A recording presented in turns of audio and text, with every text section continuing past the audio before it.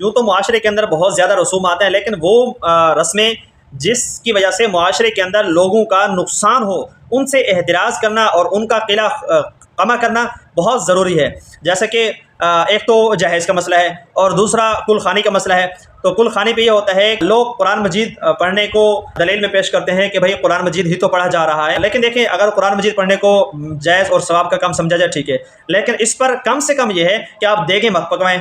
جو چاول اور یہ شیرینی اور یہ سب چیزیں کھانا اور یہ تقسیم کیا جا رہا ہے یہ سب چیزیں بند کر دیں اور پھر آپ کل خوانی رکھوائیں، آپ قرآن خوانی کروائیں اس میں۔ ایک تو یہ طریقہ، اور دوسرا یہ ہے کہ اگر آپ سمجھتے ہو کہ میں اس کی طاقت رکھتا ہوں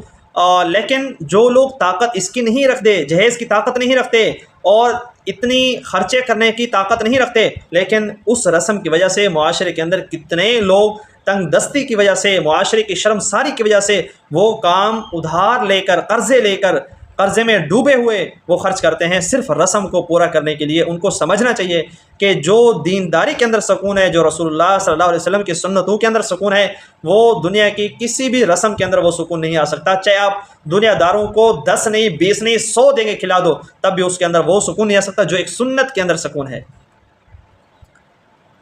آپ آگے پیچھے کر کے پکائیں، پکانے میں کوئی حرج نہیں ہے۔ میں یہ نہیں کہہ رہا کہ آپ دیکھیں پکائیں گے تو آپ کو گناہ ہوگا، نہیں، حلال بھی ہوگا، گناہ بھی نہیں ہوگا۔ حلال ہوگا اگر اس میں کسی نابالغ کا ترکہ اس میں شامل نہیں ہے، کیونکہ اس کی نابالغ اگر وارث ہے تو اس کی اجازت ضروری ہوتی ہے اور اس کی اجازت بلوغت سے پہلے معتبر نہیں ہے۔ بہرحال یہ میں نے وضاحت کر دی ہے، تو اس لیے وہ حلال بھی ہوگا، جائز بھی ہوگا، اس پر ثواب بھی ہوگا، مرنے والے کو بھی ثواب ہوگا۔ میں اس میں سے کسی چیز کا انکار نہیں کر رہا، میں صرف اس چیز کا انکار کر رہا ہوں جو لوگ اس کی طاقت نہیں رکھتے ان بیچاروں کے لیے بہت بڑا مسئلہ بن جاتا ہے کہ وہ 5-10 دیگوں کا خرچہ کہاں سے لے، اور پھر ظلم یہ ہے کہ 7 جمعراتوں تک ہر جمعرات اس کو دیگیں پکوانی پڑے گی، اس کی تو بربادی ہو جائے گی۔ تو اس لیے جتنا ہو سکے رسم و رواج کو ترک کیجیے، سنت کو اپنائیے، سنت میں ہی ہمیشہ سکون ہی سکون ہے۔